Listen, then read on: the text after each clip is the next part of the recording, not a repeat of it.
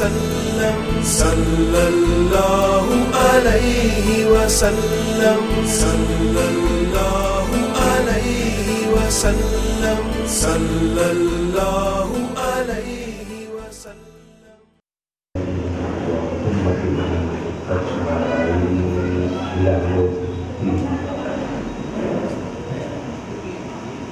أما بعد قال الله تبارك وتعالى في الكلام القديم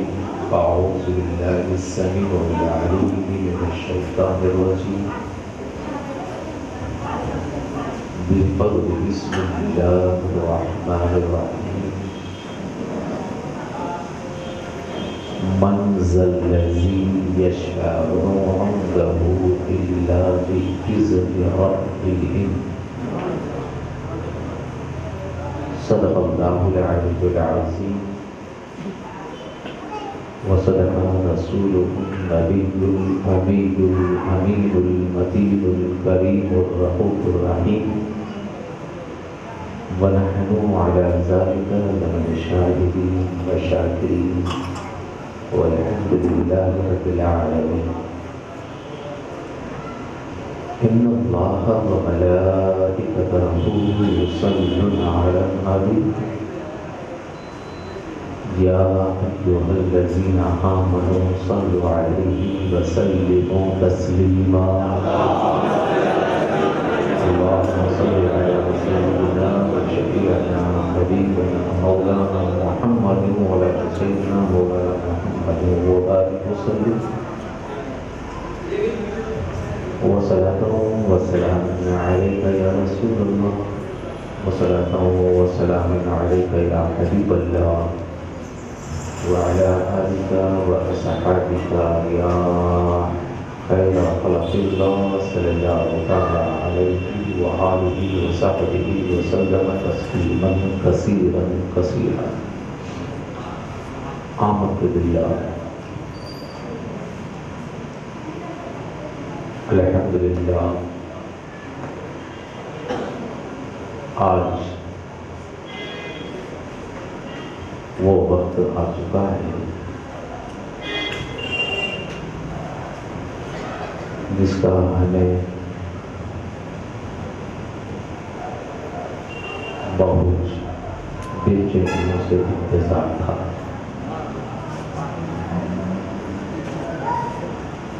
اور یہ ہماری خوش نصیبی ہے کہ ہم اللہ تبارک و تعالیٰ کے اس رسول پاک صلی اللہ تعالیٰ علیہ وآلہ وصحبہ وسلم کی شان و شفاعت کی نشست میں جمع ہوئے ہیں. اور میں نے بہت دنوں پہلے ہی اس شان مصطفیٰ و شفاعت مصطفیٰ صلی اللہ تعالیٰ علیہ وآلہ وصحبہ وسلم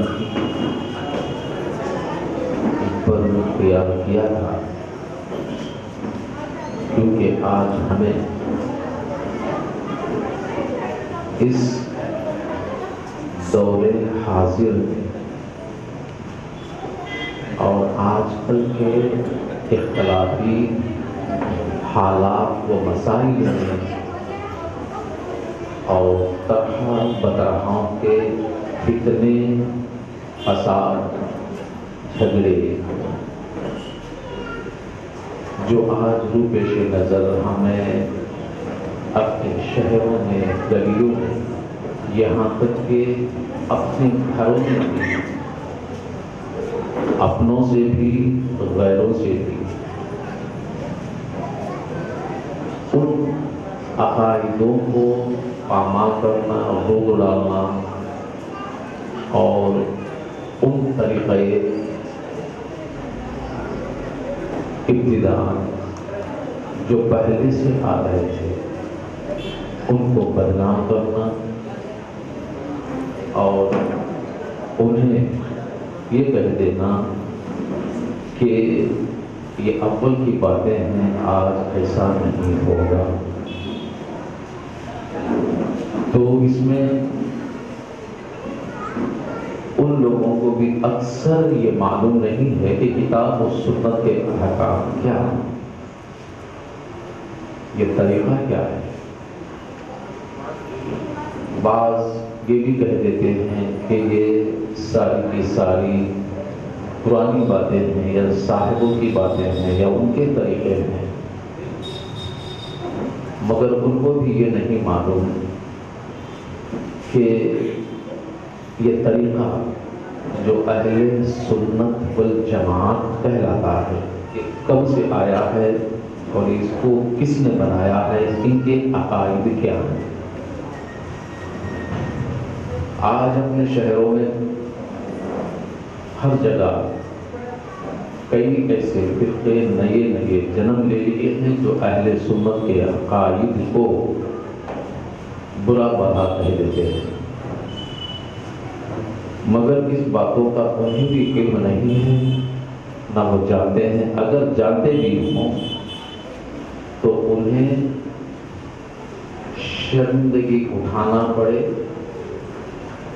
یا تو نیچا گرنا پڑے یا تو اپنے بے علمی ہونے کا ثبوت دینا پڑے، اس وجہ سے حقیقت کو بھی ظاہر نہیں کرتے، جبکہ ان کی ساری کتابوں میں یہی لکھا ہے جو ہمارا طریقہ اور اہل سنت کیا ہے۔ اور دوسری طرف وہ ان کتابوں کو بھی نہیں پڑھتے، اس کو نہیں جانتے، اگر جانتے بھی ہیں تو سمجھ نہیں پاتے، بس کہہ دیا کہ قرآن مجید میں یہ آیا ہے، قرآن مجید نے ایسا کیا ہے، مگر قرآن مجید کی حکمت و مقصد و شان نزول کو نہ کہنے والا جانتا ہے نہ سمجھانے والا جانتا ہے، اور جس کو کچھ بھی نہیں آتا تو صرف اتنا کہہ دیتے ہیں کہ اسلام و شریعت سعودی عربیہ سے آیا ہے، ان کو اچھی طرح معلوم، جیسا کہ ہم ہندوستان والوں کو کچھ معلوم نہیں ہے، مگر قسم خدا کی ہندوستان ہزاروں یا لاکھوں عربوں کو بھی پتا ہے، درس دیتا ہے۔ ایسا نہیں ہے، بے شک ہمارے نبی دو عالم صلی اللہ تعالیٰ علیہ وسلم وہی تشریف فرما ہے، ایسا نہیں کہ خاص اسی جگہ کے لیے آئے ہیں، مگر ہمارے رسول تو ساری کائنات و دنیا کے لیے آئے ہیں۔ اور یہ بات بھی اچھی طرح یاد رکھ لیں، جہاں محبت ہوتی ہے محب بھی وہی ہوگا، یہ بات کو اچھی طرح یاد رکھ لیں، جہاں محبت ہوتی ہے محب بھی وہی ہوتا ہے، جہاں محبت سے جس کا من خالی ہوتا ہے محب کو اس کی ضرورت کیا ہے۔ اسی لیے فرماتے ہیں جو مجھے چاہتے ہیں، جو مجھے چاہتے ہیں میں وہیں ان میں مل جاتا ہوں، جہاں میری چاہت نہیں ہوتی میں انہیں سمجھانا میرا کام ہے، سمجھانا میرا کام ہے۔ اب اس کے اندر ہم نے اور ہمارے عراقین اہل سنت نے اور عراقین کاروان اہل بیت نے اور غوث و خواجہ کمیٹی والوں نے اور ہمارے معتقدوں نے، شہریوں نے بہت کوشش کی ان نشستوں کو جمع کرنے کے لیے، اور اس میں سب سے پہلے ہم نے شان مصطفیٰ اور شفاعت مصطفیٰ پر آج گفتگو کرنی ہے، کیونکہ جب سرکار کی شان بیان کرتے ہیں تو بعض لوگوں کے خطرے لگ جاتے ہیں، چاہے وہ دیوبندی حضرات ہوں یا اہل حدیث حضرات ہوں یا جماعت اسلام میں حضرات ہوں یا معتزلہ ہوں، اور چاہے کوئی بھی ہو،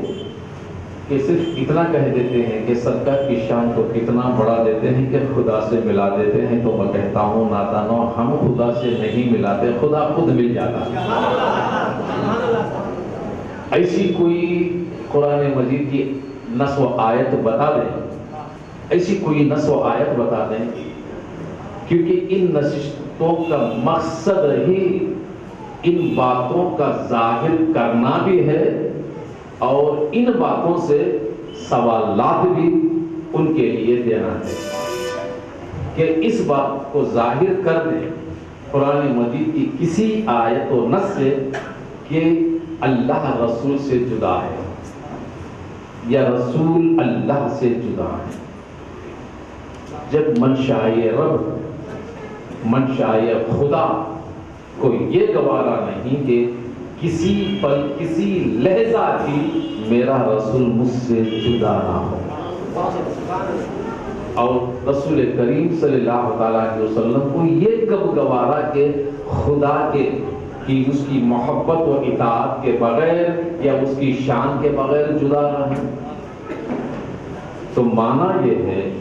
کہ رسول کی شان کو ہم نہیں، ہم تو کیا ہیں، کوئی محدث، کوئی مفسر، صبح قیامت تک کوئی ایسا نہیں آئے گا، پیدا ہی نہیں ہوگا کہ رسول کی شان کو اتنا بلند و بالا فرما دے کہ جتنا بلند و بالا اللہ تبارک و تعالیٰ نے فرمایا۔ ہم کیا شان کو بلند فرمانے والے ہیں؟ ہماری اوقات ہی کیا ہے اور ہماری زبانیں ہی کیا ہیں؟ ہم آج تک کیا ہے، صبح قیامت تک اس آیت کے معنی کو نہیں سمجھ پائے جسے اللہ تبارک و تعالیٰ فرماتا ہے کہ وَلَسَوْفَ يُعْطِيكَ رَبُّكَ فَتَرْضَىٰ۔ اس آیت مبارکہ کا معنی تو صرف ہم اتنا کرتے ہیں کہ اللہ فرماتا ہے کہ اے میرے رسول، اللہ تمہیں اتنا عطا کرے گا کہ تم راضی ہو جاؤ گے، مگر اللہ کتنا عطا کرے گا، رسول کب راضی ہوں گے، یہ کسی مفسر و محدث نہیں جانتا۔ اب تک یہ ہم سمجھ نہیں پائے۔ ایسے تو انگت تو بے شمار قرآن مجید کے اندر شان مصطفیٰ، وجاہت مصطفیٰ، مرتبہ مصطفیٰ اور فضیلت مصطفیٰ اور بلند و بالا جس ذات کو اللہ نے کیا ہو، ان کو ہم کیا بلند کر سکتے ہیں؟ بس اتنا سمجھ لیں، صرف اتنا سمجھ لیں کہ اللہ تبارک و تعالیٰ نے اپنے رسول کو، اپنے حبیب کو اتنا بلند کر دیا ہے جہاں بلندی بھی ختم ہو چکی ہے، کوئی اور بلندی بھی بلند کے آگے نہیں ٹھہر سکی، تو اتنا بلند ہو گئے ہیں۔ آج تو انسان اپنے علم سے ہو، حکمت سے ہو، دانائی سے ہو یا دانشوری سے ہو یا مال و جائیداد و ملکت سے ہو یا عمل سے ہو یا کردار سے ہو، اتنی بلندی پر انسان تو انسان اب تک کوئی نبی و رسول بھی اس بلندی تک نہیں پہنچ سکے جتنی بلندی پر ہمارے آقا و رسول پہنچ گئے۔ بس اس بات کو یاد رکھ لیں کہ ہم شان رسول، شان مصطفیٰ کو ہم نہیں بڑھا رہے ہیں، جس کی شان کو خدا نے بڑھایا ہے، ہم تو صرف اس خدا کی سنت کو ادا کرنے کی کوشش کر رہے ہیں۔ اور دوسری بات، اسی شان میں یہ جاننا بھی ضروری ہے، یہ بھی جاننا بھی ضروری ہے کہ جس کی شان بلند ہو، جس کا مرتبہ بلند ہو، اب وہ مرتبے والا، وہ شان والا اپنے بارگاہ خداوندی کی محبت میں، اطاعت میں کیا نہیں کر سکتا؟ یہ بات کو اچھی طرح یاد رکھیں، کیونکہ پہلے آپ کو یہ سمجھنا ہے، کیونکہ ہزارہ فتوے آج ہم کو ہر طرح سے لگتے ہیں۔ اگر مسئلہ شفاعت کا ہو، مسئلہ اگر وسیلے کا ہو، اگر کسی نے کسی کا وسیلہ، کسی کی نسبت یا شفاعت کے بارے میں بحث کی، گفتگو کی یا بات چیت کی، تو یہ شرک ہے، یہ بدعت ہے، یہ حرام ہے۔ اللہ کی شان کے آگے کوئی شفاعت کرنے والا نہیں ہے، کسی کا وسیلہ کام نہیں آئے گا، کسی کی نسبت کام نہیں آئے گی۔ ایسے بے سمجھ و بے وقوف، کم عقلی، کجا دماغ والے اور بے سمجھ لوگ ایسے ہزارہ شرک بدعت کے نام پر فتوے لگا دیتے ہیں، جبکہ یہ قول ان کے نزدیک انہی کے کتابوں سے جھوٹا ہے۔ کیونکہ اللہ تبارک و تعالی جسے چاہتا ہے جس سے محبت کرتا ہے اسے اختیار بھی دیتا ہے، چاہے وہ اختیار دنیا میں ہو یا آخرت میں ہو، کوئی فرق نہیں ہو، چاہے وہ دنیا میں ہو یا آخرت میں ہو، کوئی فرق نہیں ہوتا۔ بس اس بات کو اس آیت مبارکہ سے سمجھ لیں کہ اللہ تبارک و تعالیٰ فرماتا ہے کہ نحن اولیاؤکم فی الحیات الدنیا وفی الآخرہ، کہ اللہ تبارک و تعالیٰ فرماتا ہے کہ ہم تمہارے دوست ہیں دنیا میں بھی اور آخرت میں۔ یہاں دنیا میں صرف دوست نہیں کہا ہے یا صرف آخرت میں دوست نہیں کہا ہے،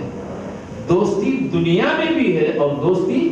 آخرت میں بھی ہے، محبت دنیا میں بھی ہے، محبت آخرت میں بھی ہے۔ جب دنیا اس کی دوستی و محبت سے الگ نہیں ہے تو آخرت